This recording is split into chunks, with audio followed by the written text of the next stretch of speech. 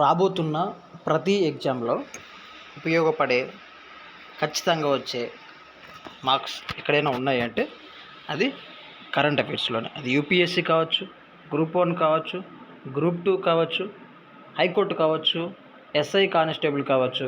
ఏ exam అయినా current affairs లేనిది exam జరగదు. కాబట్టి కరెంట్ అఫైర్స్ పాయింట్ ఆఫ్ వ్యూలో 2026లో జరిగిన ఇంపార్టెంట్ కరెంట్ అఫైర్స్ని ఇప్పుడు నేను ఇక్కడ మీకు చెప్తున్నాను. జాగ్రత్తగా వినండి. రాసుకునే వాళ్ళు రాసుకోండి. పీడిఎఫ్ కావాలన్న వాళ్ళు నాకు మెసేజ్ చేయండి. ఓకే. ఫస్ట్ క్వశ్చన్, లావోకోవా వన్యప్రాణి అభయారణ్యం భారతదేశంలో ఏ రాష్ట్రంలో ఉంది? లావోకోవా వన్యప్రాణి అభయారణ్యం భారతదేశంలో ఏ రాష్ట్రంలో ఉంది అంటే ఆన్సర్ వచ్చేసి ఇక్కడ అస్సాం అండి.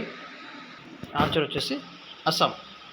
లావోకోవా వైల్డ్ లైఫ్ శాంక్చురీ అస్సాం రాష్ట్రంలో ఉంది. ఇది బ్రహ్మపుత్ర నది తీరంలో ఉండి ఒక కొమ్ము గల ఖర్గమృగాల సంరక్షణకు ప్రసిద్ధి చెందినది. Very very important. ఇది న్యూస్లో ఉంది, ఎగ్జామ్లో వచ్చే ఛాన్సెస్ ఉన్నాయి. నెక్స్ట్ క్వశ్చన్, అంతర్జాతీయ మలేరియా కాన్ఫరెన్స్ 2026 ముగింపు ఎక్కడ జరిగింది? నేను గతంలో చెప్పాను, ఇది లైవ్ మాట్లాడుతున్నప్పుడు. అంతర్జాతీయ మలేరియా కాన్ఫరెన్స్ 2026 ఎక్కడ జరిగింది అంటే న్యూఢిల్లీలో జరిగి ఉంటుంది. న్యూఢిల్లీ. ఆన్సర్ వచ్చేసి న్యూఢిల్లీ. తర్వాత నెక్స్ట్ క్వశ్చన్, పర్యావరణ మంత్రిత్వ శాఖ హిమ్ కనెక్ట్ 2026 కార్యక్రమం ఎక్కడ జరిగింది? ఎక్కడ జరిగింది అంటే సిమ్లాలో జరిగిందండి. ఇవన్నీ గుర్తుపెట్టుకోండి, చాలా ఇంపార్టెంట్. గ్రూప్ 1 పాయింట్ ఆఫ్ వ్యూలో, యూపీఎస్సీ పాయింట్ ఆఫ్ వ్యూలో, అన్ని ఎగ్జామ్స్లో ఇంపార్టెంట్. హైకోర్టులో రీసెంట్గా జరగబోతున్న ఇప్పుడు జరగబోతుందిగా, ఇంకా త్వరలో జరగబోతుంది. ఈ హైకోర్టు ఎగ్జామ్లో కూడా ఇంపార్టెంట్. ఇక్కడ మీకు వివరణ కూడా ఇచ్చాను చూడండి. హిమ్ కనెక్ట్ 2026 కార్యక్రమం సిమ్లాలో జరిగింది. ఈ కార్యక్రమం హిమాలయాల పర్యావరణం, వాతావరణ మార్పులు మరియు స్థిరమైన అభివృద్ధిపై కేంద్రీకృతమైంది. ఎందుకు జరిగింది అంటే ఈ కార్యక్రమం హిమాలయాల పర్యావరణం, వాతావరణ మార్పు మరియు స్థిరమైన అభివృద్ధిపై కేంద్రీకృతమైంది. వీటి మీద జరగడం జరిగింది. తర్వాత నెక్స్ట్ క్వశ్చన్, 52 వారాల్లో 52 సంస్కరణలు అనే ప్రధాన సంస్కరణ కార్యక్రమం ఏ మంత్రిత్వ శాఖకు సంబంధించింది? క్వశ్చన్ ఈజ్ వెరీ క్లియర్ అండి. 52 వారాలలో 52 సంస్కరణలు అనే ప్రధాన సంస్కరణ కార్యక్రమం ఏ మంత్రిత్వ శాఖకు సంబంధించింది అంటే ఇది మినిస్ట్రీ ఆఫ్ డిఫెన్స్కి సంబంధించిందండి. అంటే రక్షణ మంత్రిత్వ శాఖ. ఇక్కడ చూడండి, ఈ కార్యక్రమం వివరణ చూడండి. ఈ కార్యక్రమాన్ని మినిస్ట్రీ ఆఫ్ డిఫెన్స్ ప్రారంభించింది. దీని లక్ష్యం రక్షణ రంగంలో పారదర్శకత, ఆధునీకరణ మరియు సామర్థ్యాన్ని పెంచడం. ఏంటట 52 వారాల్లో 52 సంస్కరణలు. దాని యొక్క మెయిన్ థీమ్ ఏంటి అంటే రక్షణ రంగంలో పారదర్శకత, ఆధునీకరణ, సామర్థ్యాన్ని పెంచడం. నెక్స్ట్ క్వశ్చన్, భారతదేశపు తొలి హైడ్రోజన్ రైలు విజయవంతంగా ఏ 2 నగరాల మధ్య పరీక్షించబడినది? భారతదేశంలో తొలి హైడ్రోజన్ రైలు విజయవంతంగా ఏ 2 నగరాల మధ్య పరీక్షించబడింది అంటే ఆప్షన్ ఏ అండి, జింద్ అండ్ సోనిపట్. దీనికి సంబంధించిన వివరణ కూడా కింద ఇచ్చాను చూడండి. భారతదేశంలో తొలి హైడ్రోజన్ రైలు హర్యానాలోని రాష్ట్రం ఇక్కడ ఇచ్చిన చూడు, హర్యానాలోని జింద్ అండ్ సోనిపట్ల మధ్య విజయవంతంగా పరీక్షించబడింది. ఎక్కడ? హర్యానా రాష్ట్రంలో. ఓకే. నెక్స్ట్, భారతదేశపు తొలి పూర్తి స్థాయి డిజిటల్ జనగణన 2027 కోసం ఏ పోర్టల్ ఉపయోగించబడుతుంది? భారతదేశపు తొలి పూర్తి స్థాయి డిజిటల్ జనగణన 2027 కోసం ఏ పోర్టల్ ఉపయోగించబడుతుందంటే ఆప్షన్ డి, ఈ జనగణన పోర్టలు. ఎగ్జామ్ పాయింట్ ఆఫ్ లో వెరీ వెరీ ఇంపార్టెంట్. ఈ బిట్ ఎక్స్పెక్ట్ చేస్తున్నాను నేను. అన్ని ఎగ్జామ్స్లో బిట్ రావచ్చు. ఇక్కడ వివరణ ఇచ్చాను చూడండి. భారతదేశంలో 2027 జనగణన మొదటి పూర్తి స్థాయిలో డిజిటల్గా నిర్వహించడం, అంటే మొదటిసారిగా ఇది నిర్వహించడం జరుగుతుంది. దీన్ని ఈ సెన్సస్ పోర్టల్ ద్వారా నిర్వహిస్తారు. నెక్స్ట్, సర్వైకల్ క్యాన్సర్ నివారణ కోసం HPV టీకా టీకాకరణ కార్యక్రమం ఎక్కడ ప్రారంభించబడింది? సర్వైకల్ క్యాన్సర్ నివారణ కోసం హెచ్పివి టీకాకరణ కార్యక్రమం ఎక్కడ ప్రారంభించబడింది? ఎక్కడ ప్రారంభించబడింది అంటే రాజస్థాన్లో అండి. ఇక్కడ పర్టికులర్గా ఏ ప్లేస్ అంటే అజ్మీర్. రాజస్థాన్లో పర్టికులర్గా అజ్మీర్ అండి. తర్వాత నెక్స్ట్ క్వశ్చన్ ఇక్కడ వివరించండి. సర్వైకల్ క్యాన్సర్ నివారణ కోసం హెచ్పివి టీకాకరణ కార్యక్రమం అజ్మీర్లో ప్రారంభించారు. నెక్స్ట్ మణిపూర్ హింసపై దర్యాప్తు చేసే కమిషన్ కొత్త చైర్మన్గా ఎవరు నియమించారు? మణిపూర్లో జరిగిన హింసపై దర్యాప్తు చేసే కమిషన్ కొత్త చైర్మన్గా ఎవరిని నియమించారు అంటే బల్బీర్ సింగ్ చౌహాన్. ఎక్కడుంది? బి ఆన్సర్ అండి. బల్బీర్ సింగ్ చౌహాన్. బల్బీర్ సింగ్ చౌహాన్. వివరణ: మణిపూర్ హింసపై దర్యాప్తు కమిషన్కి జస్టిస్ బల్బీర్ సింగ్ చౌహాన్ను చైర్మన్గా నియమించడం జరిగింది. తర్వాత 8th question. World economic forum అధ్యక్షుడు మరియు సిఇఓ పదవికి రాజీనామా చేశారు. అధ్యక్షుడు మరియు సిఇఓ పదవికి ఎవరు రాజీనామా చేశారు అంటే ఆప్షన్ బి క్లాస్ స్వాబ్. తర్వాత నెక్స్ట్ క్వశ్చన్.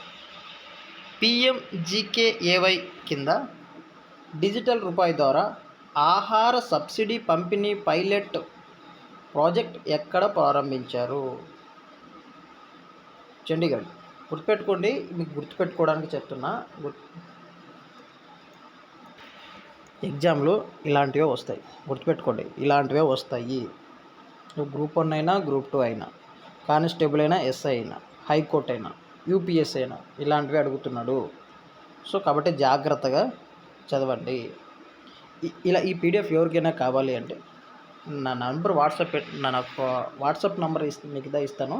ఆ నెంబర్కి మీరు మెసేజ్ చేయండి, మేము పంపిస్తాం. మీరు ఈ నెంబర్కి వాట్సాప్ చేస్తే ఈ పీడిఎఫ్ నేను మీకు ఫ్రీగానే పంపిస్తాను. ఓకే.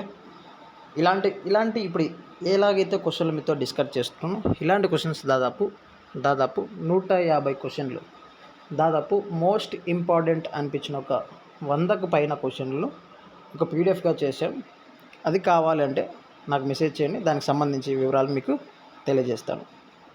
మొత్తం జనవరి నుంచి ఇప్పటి వరకు అయినా ప్రతి ఇంపార్టెంట్ పాయింట్ని ఇలా క్వశ్చన్స్ రూపంలో, ఎంసీక్యూస్ రూపంలో తయారు చేసాము. అది కావాలంటే మీరు నాకు మెసేజ్ చేయండి, దానికి సంబంధించిన వివరాలు మీకు చెప్తాను. ఓకే. ఈ పీడిఎఫ్ కావాలి అంటే, ఇప్పుడు క్లాస్ జరుగుతున్న పీడిఎఫ్ కావాలంటే ఈ నెంబర్కి మీరు మెసేజ్ చేయండి. ఈ పీడిఎఫ్ కావాలి, నేను ఈ పీడిఎఫ్ని మీకు ఉచితంగానే పంపిస్తాను. Next question.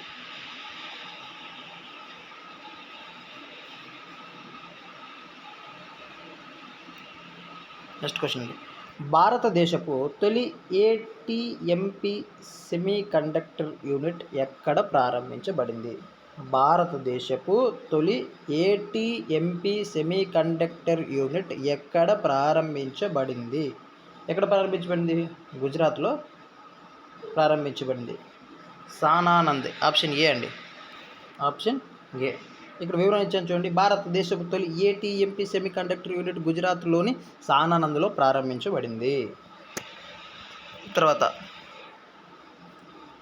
బొట్వానా నుంచి తీసుకువచ్చిన 9 చిరుతలను ఏ నేషనల్ పార్క్లో విడుదల చేశారు? ఇలాంటి బిట్ అప్పుడు కూనో నేషనల్ పార్క్లో ఎక్కడి నుంచి తీసుకొచ్చాము? దక్షిణాఫ్రికా నుంచి ఏంటి, తర్వాత నమీబియా దేశం నుంచి ఏంటి, ఇలాంటి బిట్ వచ్చింది గతంలో.